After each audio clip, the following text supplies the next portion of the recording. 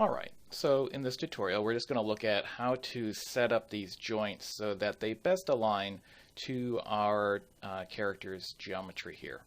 So I'm just going to start out at the base, and for now we can get away with simply just moving the joints around. And I'm just going to bring the lowest joint kind of all the way down to where the geometry more or less starts in the shoulder, and I might push it back a little bit because the neck, if you think about the actual vertebrae in the neck, they do sit back a little bit. For my next joint, I'm thinking about the distance from here to where the occipital condyle sits, which is right behind the ear there.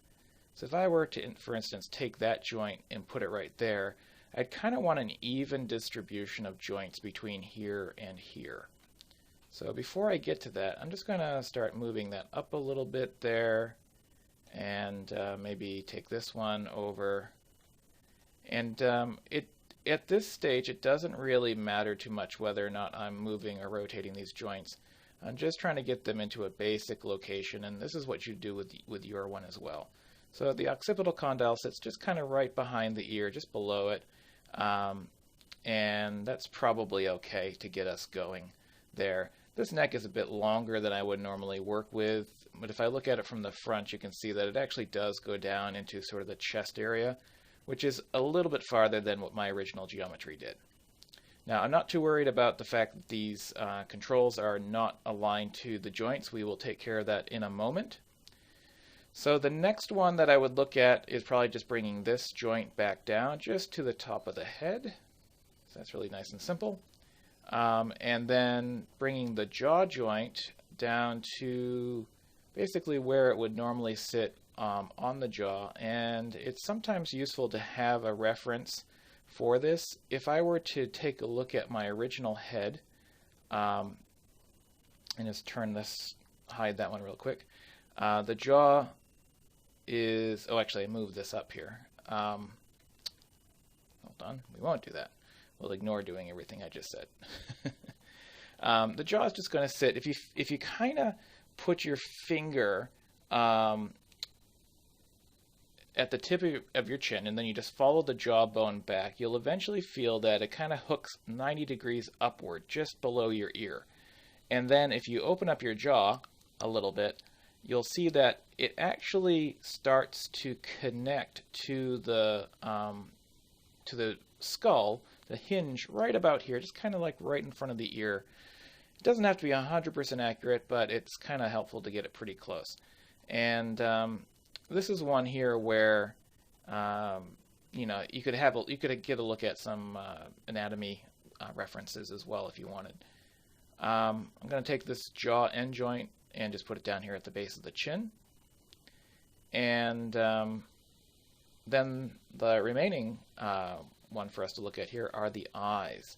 And the eyes should be moving the same amount. So it's going to grab both of them. And if you have a look at this, you'll see that the actual eyeball geometry comes along with them. So what we want to do is bring these eyes back and try to get them aligned as much to the geometry here as possible. Now, these eyes might be too big for your character, or they might just be aligned in the wrong position. So it does take a little bit of finesse to get them to fit properly. Actually, if I go to the front view here, it might be easier to see this. In the front view, I have kind of a helpful display, which is just wireframe on shaded. It's a way to see all the different wireframes on our geometry, and that's just enabled by going to shading, wireframe on shaded. And I'll turn on X-ray joints as well. So if I were to go in here and let's just say grab this joint here, which is the eye joint, and start bringing it over, eventually that eyeball is probably going to sit more or less where it needs to in that skull. And you know, this is a very early sculpt, so the eye is probably not sitting in there quite as well as it could. I'm going to bring this eyeball over and try to get it to be in exactly the same position, just using a few landmarks here on the joints, for instance.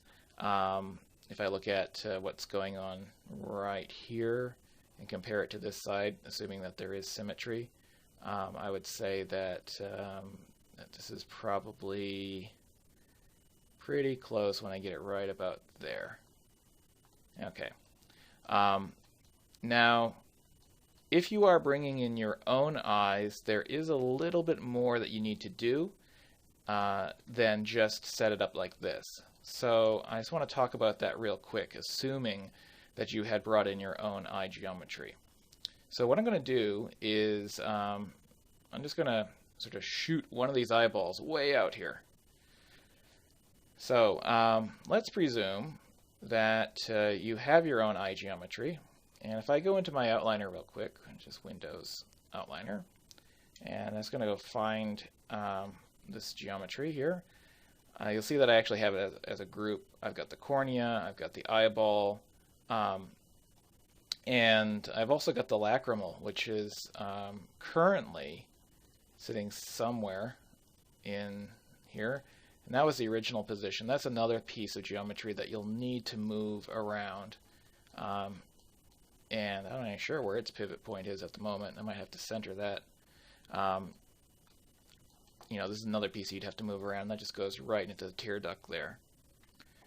Okay, and you want to make sure that the left and right lacrimals move the same amount so that they stay symmetrical.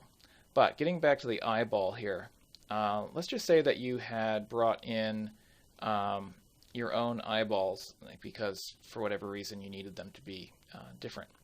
So right now, these two guys are connected to this joint via a parent constraint, and you can see that that's right there, parent constraint. I'm just going to go ahead and delete that, just so that this is more or less back to what it would be like without that constraint happening, which means I could just move the joint around. In this case here, if I were to go in and grab this divergence group, right? I've taken the left cornea and the left eyeball and just grouped them together and called it left eye divergence group. And if I were to just move this separately here, what I would want to do is to make sure that the center point of my group here, first off, make sure that, you know, when you do create this group that you go to modify center pivot, that the center point of that group sits at the joint itself. So I would hold down the V key, and if you can see this, I'm not sure if you can see this in this view here, but as I hold down the V key, you can see that the little sort of icon at the center of my translate tool changes to a circle from a square. And that just indicates that it's in pivot mode. And if I grab that and just start to move it, it's going to pop to the closest available point selection, which in this case is the joint. If I do it while I have the geometry over here and the joint is kind of overlapping the geometry, then ultimately it might start trying to snap to one of the vertices. So it can be helpful to turn off the visibility of the geometry before you do this. But if you have this nicely settled here so that you know exactly where the location needs to go, then that can be very useful.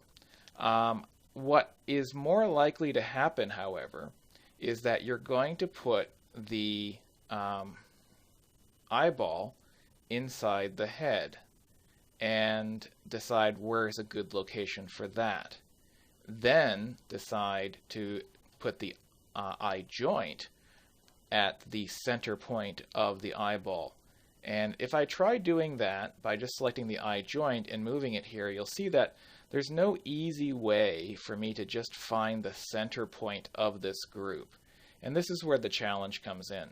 So it's not difficult, but what we need to do is go to selecting our group, left eye divergence group, and we need to turn on a special display type, which is display, transform display, local rotation axes. And what these are is basically a little bit of a way to view where is the center point of any given object or group in this case, as well as a notion of, you know, where is the x-axis, the local x-axis, the local z-axis, and the local y-axis. So if I try to move this joint holding down the V key, you can still see that I'm getting kind of stuck to the to the individual vertices there because they're just so dense. So, sometimes I just go in and I turn off the visibility of polygons. That doesn't turn off the visibility of the local rotation axis, fortunately, so I could hold down V and just snap it to the local rotation axis. Then I could always go back and turn polygons back on. All right, so we're just pretending, for the sake of example, that the eyeball is in the location that we wanted it to be at, and we're just using the local rotation axis here to help us find the right point at which to put that eyeball. Now, here's the thing. The eyeball, this joint here, is already slightly rotated. It's rotated so that, and this is something we talked about before in class, is that the eyes themselves are meant to be rotated outwards. That means toward the ears a little bit, because if they are just pointed directly at camera, they look a bit cross-eyed. So to account for that, we tend to rotate them 3 degrees in either direction toward the ears. And you'll see that the joint here has already been rotated 3 degrees off axis in the Y direction. So normally this would be at 90, but right now it's at 87. Likewise, if I look at this one here, it's rotated slightly off axis as well. And what this indicates is that the joint is pointed in the direction that we want the eye to be rotated in as well. I just want to look at this one real quick, because if this one is, the joint orient is the same amount, and I would suspect that it should actually be slightly different. But let's just verify. I would suspect it should be in the opposite direction. But let's just go in and have a look real quick. This is always worth checking. That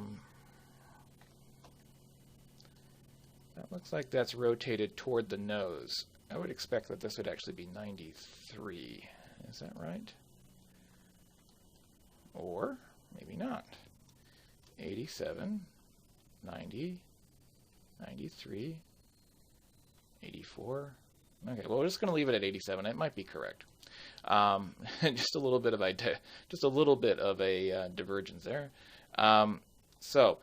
Because this eye is this eye joint is rotated slightly in the 3 degrees out this way, then we'd want the actual group to be rotated that amount as well. And you can see that because I've already set this up, it is rotate Y here is rotated out to 3, so that the amount of rotation in the joint is equal to the amount of rotation in the eye group. So if you're putting your eye in there, your own eyes in there, then you'll want to do the same thing. Okay, so let's turn off the local rotation axes. In fact, I'm going to step back a whole bunch of steps here. Hopefully Maya will let me.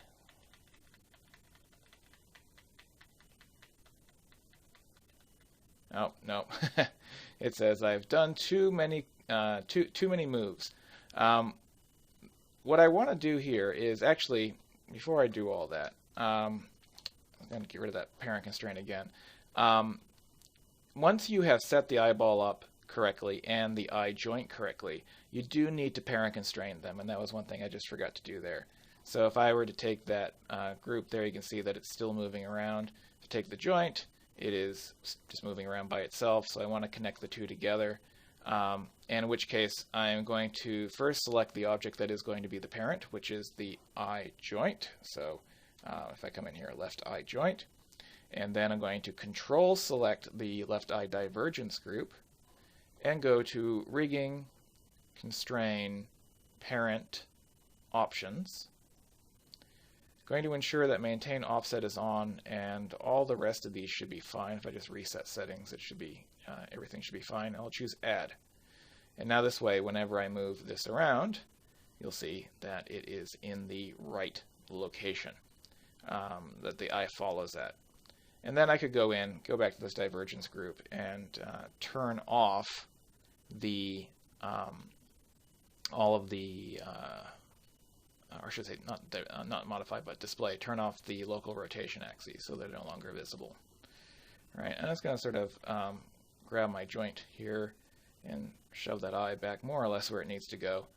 I'm going to reopen the original file here in a moment. I just wanted to show that if you have to go in and modify the joint layout, then this is one way to get started. Now, once you modify the joint layout, you will want to make sure that you start to move around the individual animation controls.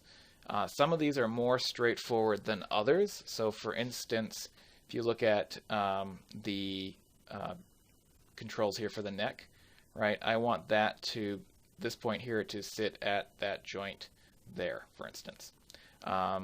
So sometimes it's easier to just turn off the visibility of polygons. And I'm going to turn off the visibility of the grid as well. So if I select the neck 1 control, I want it to sit at my neck 1 joint. So kind of nicely named. Hold down the V key and just snap it there. That's all. Do the same thing for this one. Snap to that. All right. My main control here, the root control, I just want to sit right there at the root. Now, this guy here, it doesn't really matter so much where the throat necessarily sits, so long as it makes sense for the character. So I might just put it right there.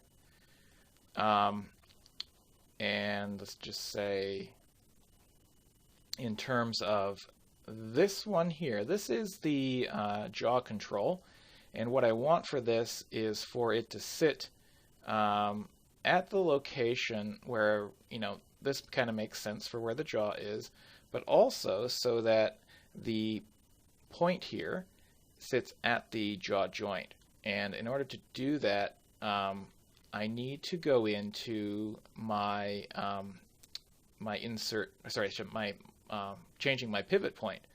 So if I hold down the D key and hold down the V key, and I do this kind of carefully, if I select right at the center, just on that circle, holding down D, which means that I can move around the pivot point, and holding down V, which means I'm going to snap, if I grab right at that center point there, and it can be a little tricky, I can just snap it there to the jaw joint. What you want to avoid doing is by accidentally, rotating the pivot point, for example, and that can be the trick. That can be a little bit difficult.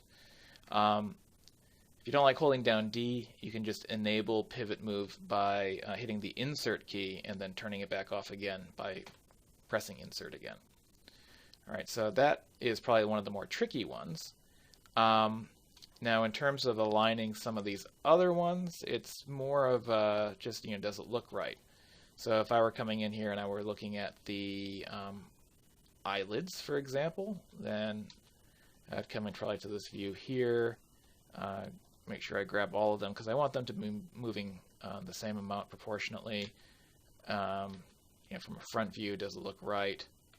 And depending on the eyes, I might move the top ones up a little bit. And I'll probably pull them out a little bit here. The brows, same story. Just, does it look like they're in the right location in general? And then also pull them out a bit. I want them to be just sort of sitting off of the model a little bit.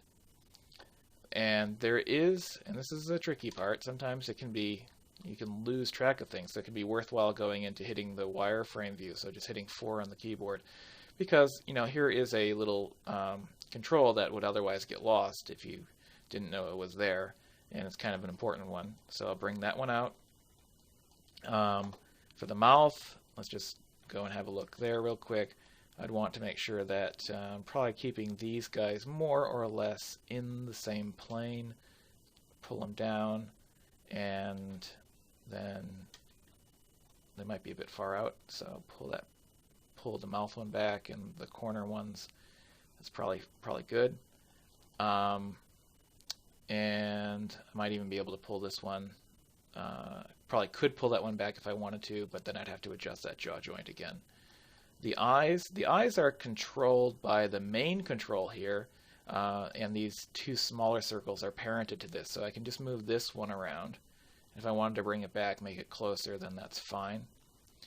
Now I have these ear ones, and the ears, aren't connected to anything in particular, so they're just a matter more of, where does it look right. So I have both of them selected, and I'll just kind of hover over the ears here. I could scale them down, but it's really not that necessary. Then I do have this one here, which is an important one to get right, because even though this head is way up here, and I want the box to kind of just sit right on top of the head, it is designed to be rotating the head control, which is this joint here. So I'm going to hold down the D key and the V key and just snap that right to that joint. And finally, I got this guy sitting at the top there, and I just want that one just right over the top of that end joint. And that should be fine. So if you have all those in the right location, then you're pretty well set to go. Because what we'll do is start setting these up so that they are actually all connected. And so this is the process that you need to go through to make sure that your all the joints and all the animation controls match the proportions of your model. Depending on how different your model is from mine, it may be might be an easy job, it might be a little bit more work. So I hope that's of help, and in the next tutorial we'll start looking at how we connect all this stuff together.